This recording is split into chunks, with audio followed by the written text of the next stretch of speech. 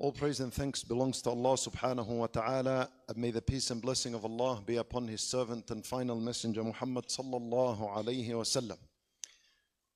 Respected brothers and sisters in Islam, firstly, may Allah Azza wa Jal reward our dear Sheikh Jamal al-Din for her inspiring words, a very important reminder. May Allah Azza wa Jal reward my dear father as well for his advice, for his words. My mother is also with us here in the crowd. Ask Allah Azza wa Jal to grant her reward and to grant both my parents a long life upon goodness and piety bi'idhnihi ta'ala. May Allah Azza wa Jal reward you all for your attendance and accept all your righteous deeds and your actions. What I wanted to share with you, or what I wanted to address, is a matter that continues to be raised by the Hujjaj, both the brothers and the sisters, every single time we arrive to Mecca. So from the frequently asked questions, that at least for what I hear, is something related to the parents. Many, as soon as they get there, they see Al-Kaaba, they remember their parents. Those that are alive and those that have passed away. And they begin to ask, am I allowed to perform a Umrah on behalf of my deceased parents? Is it permissible for me to perform a Hajj on behalf of my parents? Can I do Tawaf on behalf of my parents? And these questions are frequent and they're always asked. And I find that there is some ignorance concerning this matter, and this is what I want to address. I want to address something that is personal to each and every single one of us, very relevant to each and every single one of us. And that is that the vast majority of people they believe that goodness to the parents, or righteousness and piety, or dutifulness towards the parents is limited to when they're alive.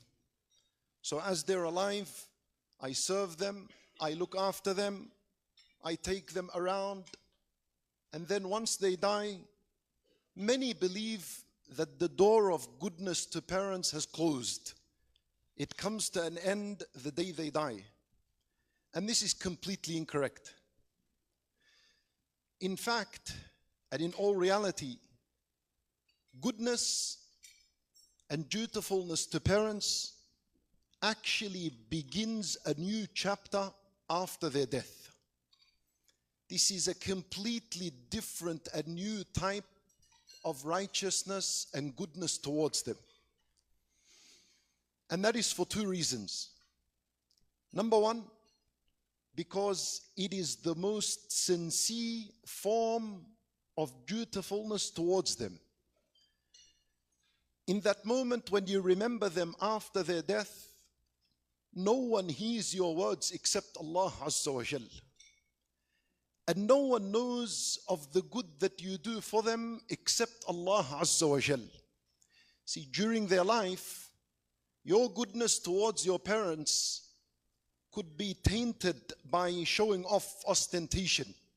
You might be doing the good towards your parents in this life, maybe so that you can hear a good word from them or to please them, and you forgot about Allah Azza wa Jal.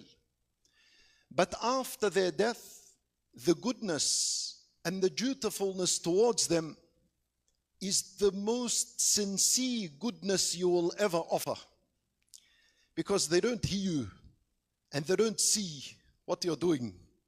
Only Allah hears your words, and only Allah sees what you're doing. And the second reason for why this is a new chapter of dutifulness and goodness towards them is because after their death, this is the moment in which they are in desperate need of your goodness. Way more than when they were alive. When the parents were alive, your goodness towards them is to fulfill worldly matters. But after they pass away, your goodness towards them, they are in such desperate need of it. The mother that is in the grave, in the tightness, in the gloominess, in the darkness of the grave. No one knows her situation except Allah Azza wa Jal. And the father that is in the grave, in its tightness, in its gloominess, no one knows what he is going through except Allah Azza wa Jal. And the dua that a child makes for his parents goes a long way, granting them relief and mercy while in their grave. How many mothers in their grave, Allah subhanahu wa ta'ala bestowed His mercy upon her, widened her grave, illuminated her grave because of her righteous son that remembered her in a dua of his.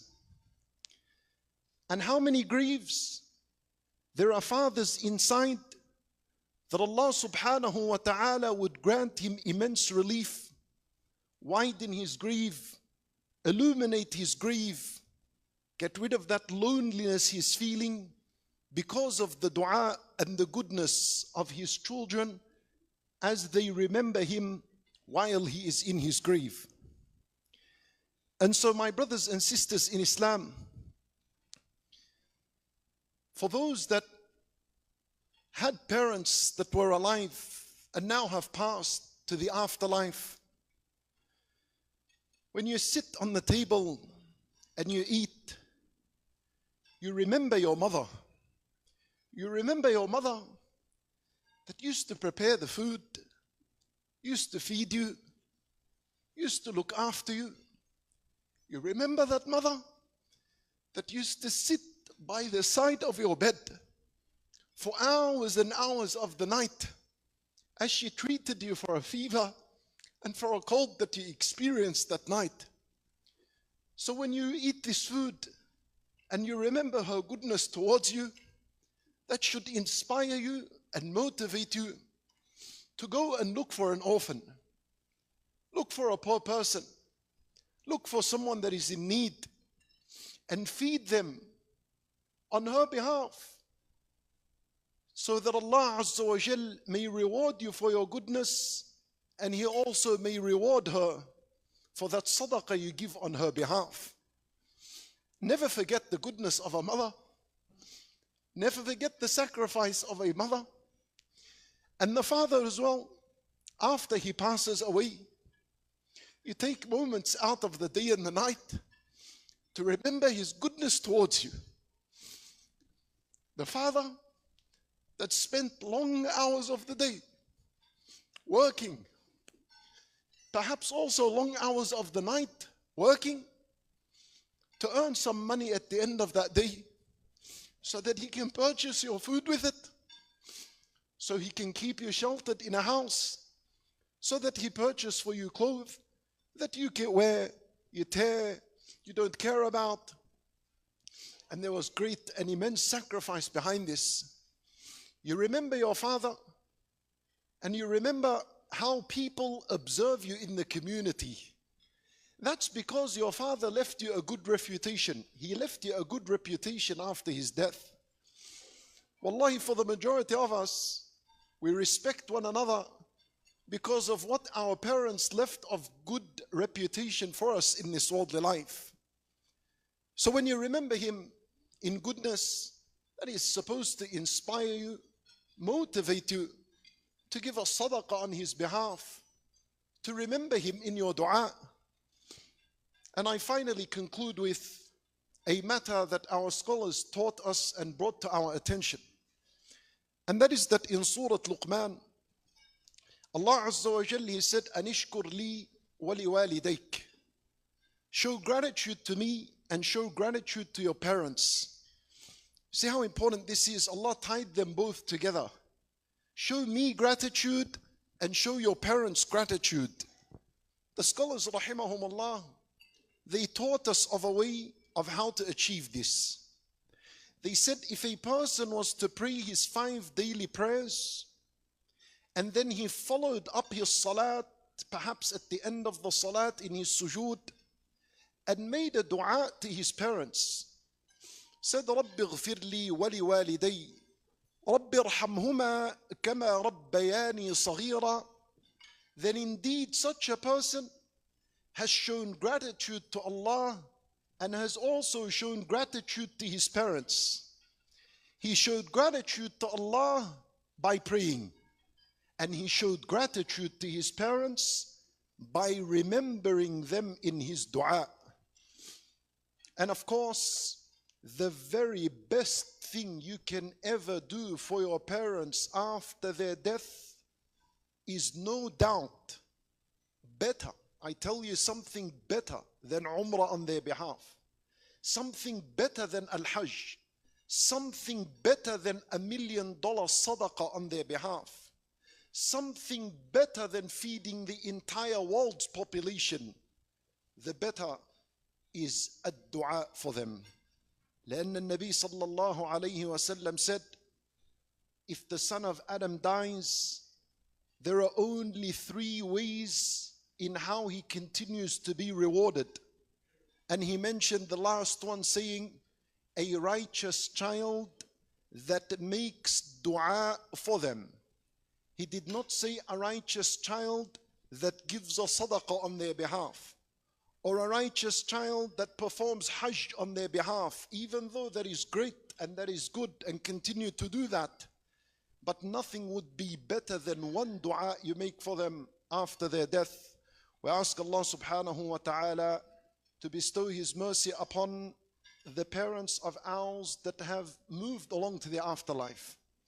We ask Allah Azza wa Jal to grant us goodness and to preserve our parents that are still alive, and to grant them a long life upon piety and goodness and obedience. And we ask Allah Azza wa Jal to gather us all in a better gathering than this, and that is the paradise. جزاكم الله خيرا وصلى الله وسلم وبارك على نبينا محمد وعلى آله وصحبه أجمعين.